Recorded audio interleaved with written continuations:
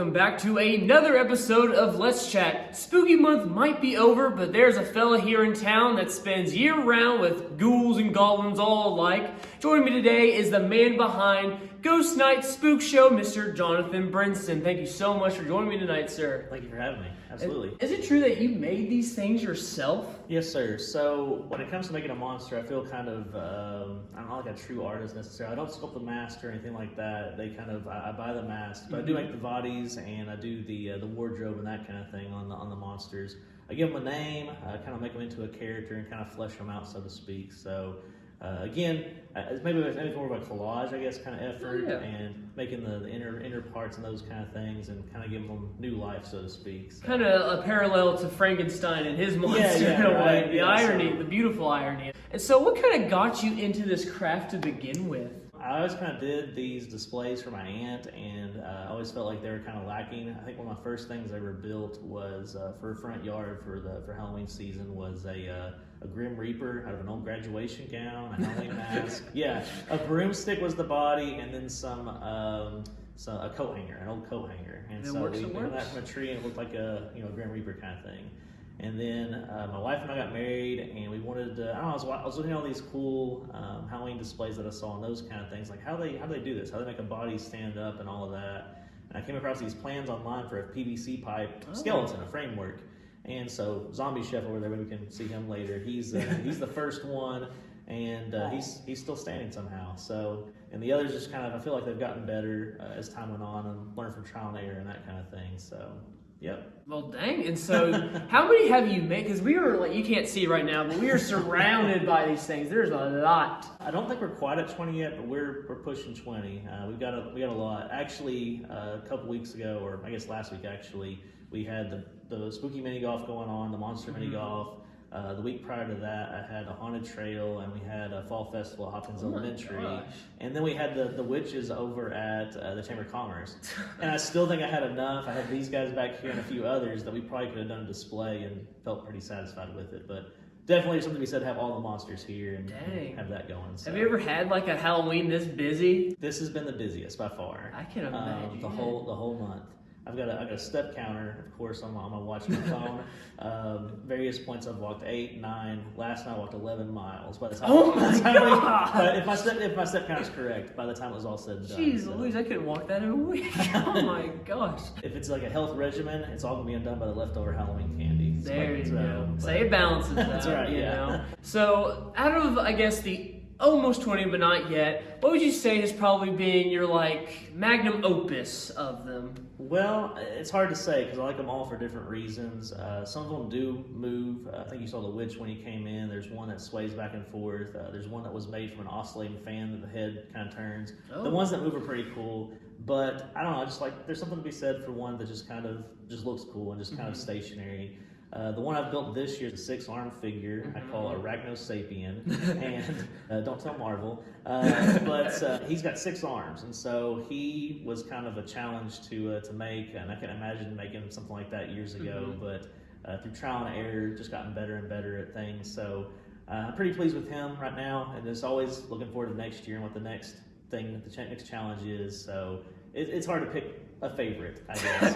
It's like a father choosing which child. Like, there's no favorite. I love them all differently. But say, like, if cost wasn't a factor or anything, like, what would be your dream thing to concoct? Oh man, that's a tough one. So I'm always jealous of like the 12-foot skeletons and those kind of things. Oh my gosh, from Home Depot and all that. I think it'd be cool to make a 12-foot figure of some kind. Not necessarily a skeleton, but something really gigantic and huge and imposing. I'm a short guy, so a lot of them, to me, are kind of big. But whenever someone of the actual normal size comes in, it's not Hobbit size. When they come in, it's like, oh, they're about the same size. But it's really cool to make something really large and imposing. Maybe like a kaiju or something giant. That'd be really cool. Godzilla. That'd be great. That would be life-size really Godzilla. That'd be really cool. Now, kind of backtrace. You listed off a whole lot of places you've done. What would you say has either been a favorite or just a memorable place where you've had a display at? Oh goodness. Well, being here is certainly really awesome. My aunt's house, like I said, years ago when I was younger, that was the place to be. And so before we got involved with the Cooper, the Carnegie, we're going to call it at this point, it was nice to go back and revisit that and actually do it what I felt right. So that was a pretty cool place to haunt, so to speak. We did a haunted trail this year, so it was kind of neat to be in the woods and actually be legit dark. And I got to put on a mask and actually scare kids and those kind of things. Well, I haven't done it in years. Most fun thing. Yeah, right? I haven't done it in years because most of the time I'm making the monsters and not being the monster. And that's deep. Right, yeah. So that was kind of neat to get back in the monster state of mind and do that kind of thing rather than make the monster. I don't know, it's hard to say. That mini golf was pretty fun. That was really fun. My wife and I cool. went out to that. That was really cool. That was really cool. I don't know, it was kind of different. So I like to keep doing different things because it's kind of cool. Because I do get kind of jealous of the yard haunts that you see. There's some pretty elaborate yard haunts, and I think those guys are true artists. But it's just I don't feel comfortable leaving them outside. I mean, I feel like they get stolen or broken. If that happened, I would forgive myself. And so traveling around, it's didn't mean to become that, but that's kind of what it's turned into. So I'm doomed to walk miles and miles and set them up and break them down, I guess. But I say there's health benefits to it. Yeah, right. So yeah. Has there been anything to prevent you from like having this display? Like you said, you did a haunted trail, but like what about haunted houses? But then you mentioned the risk of like people damaging it because like they can turn a corner and it just scares them, and the fight or flight kicks in. They're like, It's happened. Actually, it happened last night. Actually, a lot of kids were spooked by the gray lady down there. They didn't see her at the very end, and they're like, "Hey, you know, we've had figures knocked over and those kind of things." I actually got these chains several years back, and they don't do a whole lot of good.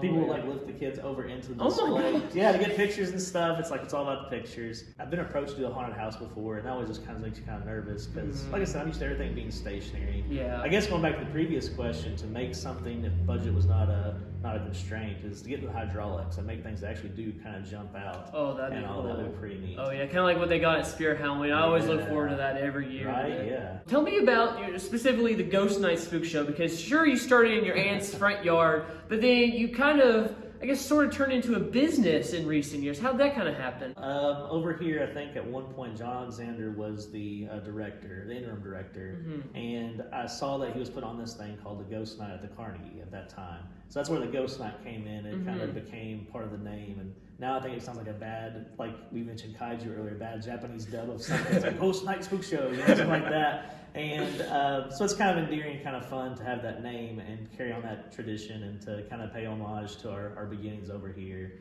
But yeah, in recent years, it's like, let's see if we can make some merchandise and those kind of things. So we got stickers of Zombie Chef and Franken Creep and some of the different characters and those kind of things. T-shirts, and we've started selling some retro style masks, not designed by us, unfortunately. Maybe someday, but the old vacuum form masks that have the string that cuts into your ear and all that. They look cool on the wall though. So they do. But no, the stickers and kind of that kind of thing. I've kind of gotten the graphic design a little bit and taking photos of the monsters and manipulating them to make them, look kind of like old timey comic books or posters. Because that was the idea. Was like I love the old EC comics. Tales from the Crypt and all that. Later on, you had Creepy in the Ear, which is what these guys are actually from. There's comics called Creepy in the Ear that came after the EC comic days. And so it's kind of a horror comic come to life is kind of the idea. And so you got some characters that are a bit more whimsical, and you got some that I think are legit terrifying. But yeah, that's kind of the idea. Something kind of whimsical and fun for the kids, but also kind of scare them a little bit. You know? Yeah. Now, actually, I do have backstories for each of the characters, and we can go into that a little bit if you like, but it's pretty deep, or at least for me, at least. What is the story, the real deepness behind it? So, I say it's deep. It's not really that deep. So, originally, when I was at my old house, we were back in downtown before we moved.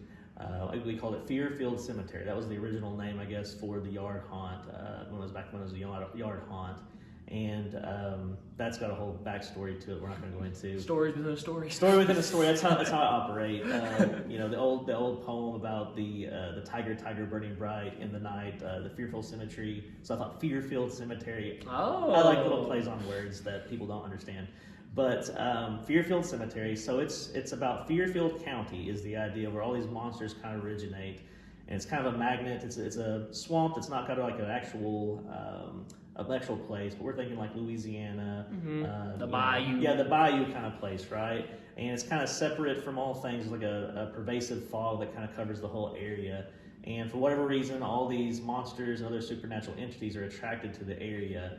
And so there's a story about the different factions and groups that live there. We got these guys back here who are going to be snake oil salesmen who actually come across the Necronomicon, which summons this guy. Oh my god! Yeah, he teaches them how to summon zombies to be their slaves and things, and they think they're the ones in control, but really he's pulling the strings kind of thing. And then we got the witches, and we got the mad scientist. And so we're all kind of battling for dominance within this haunted realm. So this is going to be a book, right? I would love to do a comic book, but for a while now I want to do trading cards. That was another thing I loved growing up. That would be so cool. Yeah, right? Oh my gosh. Get a trading card with a monster on the front and have its backstory on the back.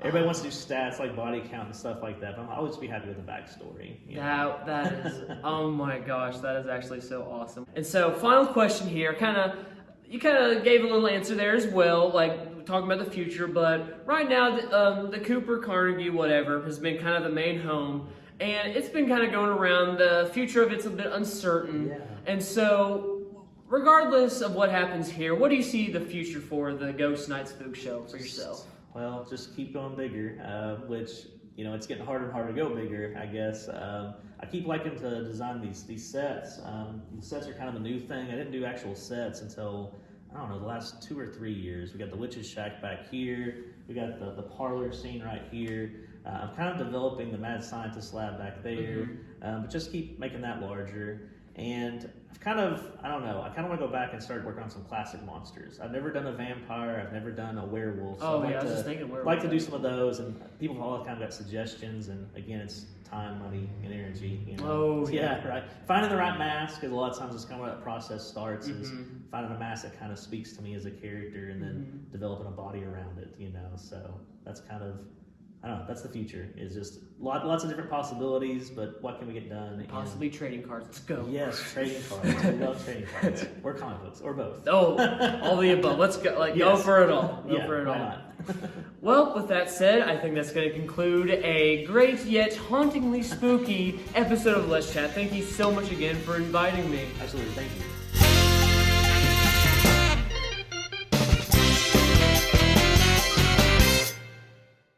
And that is a wrap.